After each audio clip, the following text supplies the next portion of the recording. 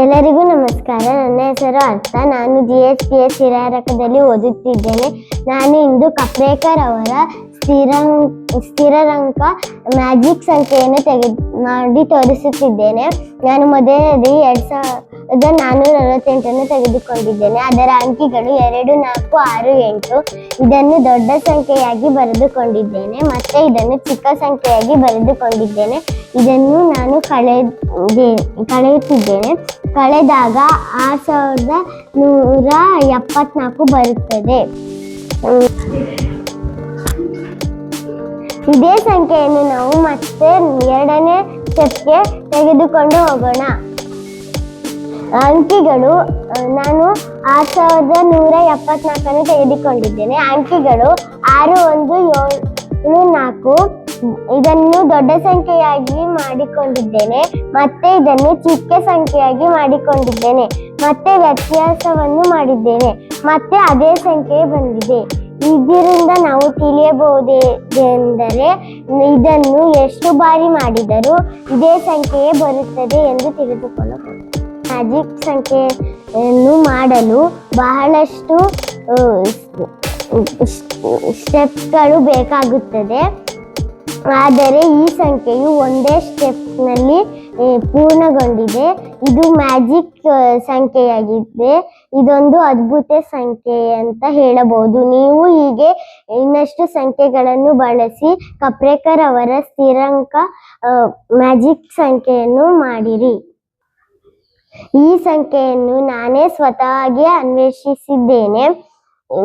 ನೀವು ಹೀಗೆ ಇದೇ ತರ ಬಹಳಷ್ಟು ಸಂಖ್ಯೆಗಳನ್ನು ಹಾಕಿಕೊಂಡು ಕಪ್ರೇಕರ್ ಅವರ ಸ್ಥಿರಾಂಕ ಮ್ಯಾಜಿಕ್ ಲೆಕ್ಕವನ್ನು ಮಾಡಿಕೊಳ್ಳಿ. ಧನ್ಯವಾದಗಳು.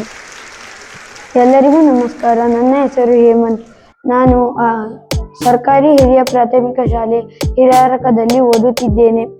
ಇದಕ್ಕಿಂತ ಮೊದಲು ಅರ್ಥರವರು ಕಪ್ರೇಕರ್ ಸ್ಥಿರಾಂಕದ ಬಗ್ಗೆ ನಿಮಗೆ ಒಂದು ವಿಡಿಯೋವನ್ನು ಮಾಡಿ ತೋರಿಸಿದ್ದಾರೆ. ಈಗ ಎರಡನೇ ವಿಡಿಯೋ ನಾನು ಮಾಡುತ್ತಿದ್ದೇನೆ. ಕಪ್ರೇಕರ್ ಸ್ಥಿರಾಂಕ ಮ್ಯಾಜಿಕ್ ಸಂಖ್ಯೆ. ಈಗ ನಾನು ಒಂದು ಸಂಖ್ಯೆಯನ್ನು ತೆಗೆದುಕೊಂಡಿದ್ದೇನೆ. 6382. ಅಂಕಿಗಳು 6, 3, 8, 2. ಇದರಲ್ಲಿ ನಾನು ಅತಿ ದೊಡ್ಡ ಸಂಖ್ಯೆಯನ್ನು ಮಾಡಿದ್ದೇನೆ. 8632. ಇದರಲ್ಲಿ ಅತಿ ಚಿಕ್ಕ ಸಂಖ್ಯೆ ಮಾಡಿದ್ದೇನೆ. 2368. ಇವೆರಡನ್ನು ವ್ಯತ್ಯಾಸ ಮಾಡಿದಾಗ 6264 ಬಂದಿದೆ. ಈ ಸಂಖ್ಯೆಯನ್ನು ಎರಡನೇ ಹಂತದಲ್ಲಿ ಬರೆದಿದ್ದೇನೆ. ಅಂಕಿಗಳು 6, 2, 6, 4.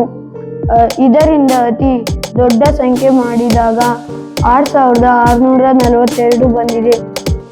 ಇದರಿಂದ ಅತಿ ಚಿಕ್ಕ ಸಂಖ್ಯೆ ಮಾಡಿದಾಗ 2466 ಬಂದಿದೆ. ವ್ಯತ್ಯಾಸ 4176 ಬಂದಿದೆ. ಇದನ್ನು ಮೂರನೇ ಹಂತಕ್ಕೆ ಒಯ್ಯುತ್ತೇನೆ.